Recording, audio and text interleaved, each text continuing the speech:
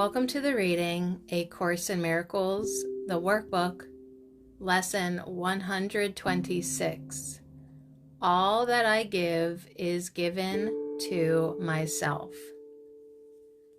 Today's idea, completely alien to the ego and the thinking of the world, is crucial to the thought reversal that this course will bring about.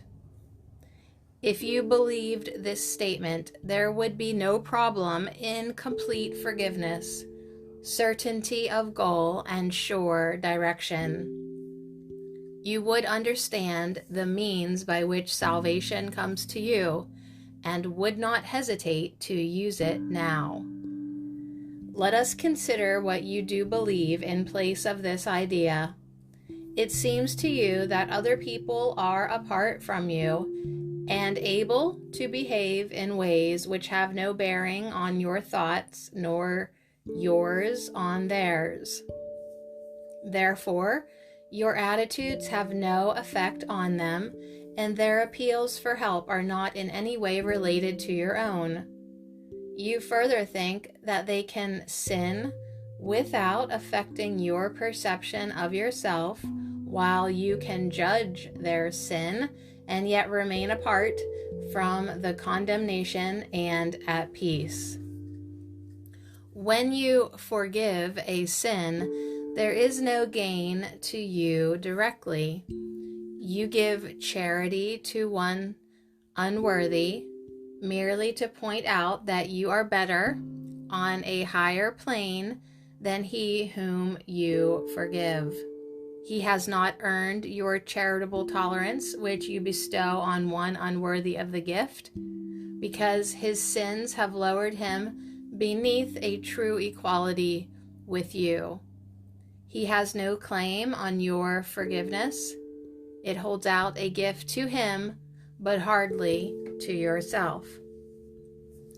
Thus is forgiveness basically unsound, a charitable whim, benevolent yet undeserved, a gift bestowed at times, at other times withheld. Unmerited withholding, it is just, nor it is fair that you should suffer when it is withheld. The sin that you forgive is not your own. Someone apart from you committed it.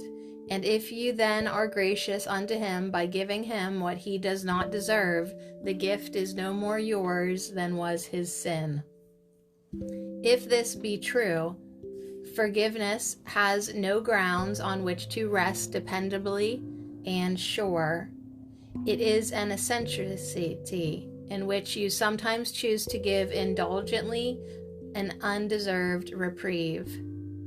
Yet it remains your right to let the sinner not escape the justified repayment for his sin. Think you the Lord of heaven would allow the world's salvation to depend on this?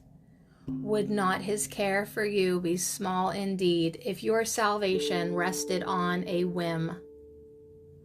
You do not understand forgiveness.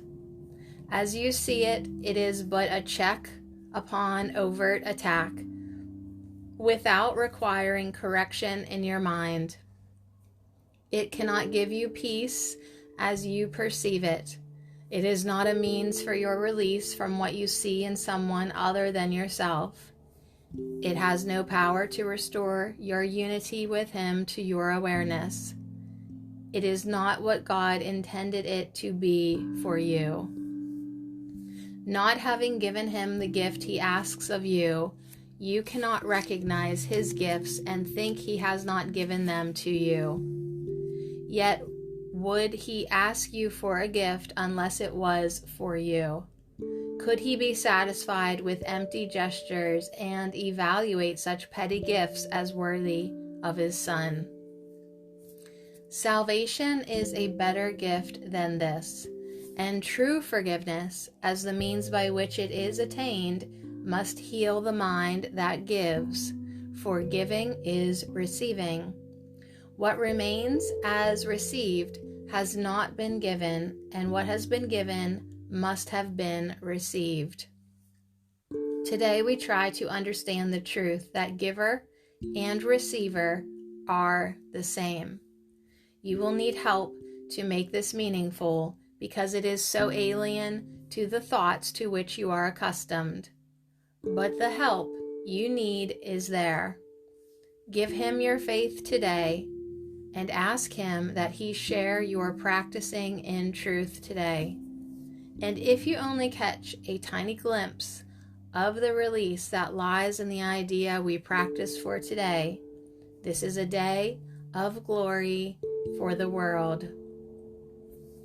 Give 15 minutes twice today to attempt to understand today's idea.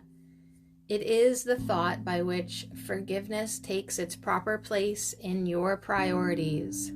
It is the thought that will release your mind from every bar to what forgiveness means and let you realize its worth to you.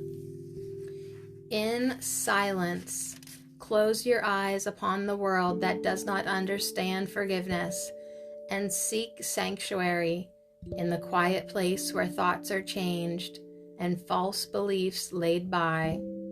Repeat today's idea and ask for help in understanding what it really means. Be willing to be taught. Be glad to hear the voice of truth and healing speak to you, and you will understand the words he speaks and recognize he speaks your words to you. As often as you can, remind yourself you have a goal today, an aim which makes this day of special value to yourself and all your brothers. Do not let your mind forget this goal for long, but tell yourself, all that I give is given to myself. The help I need to learn that this is true is with me now, and I will trust in him.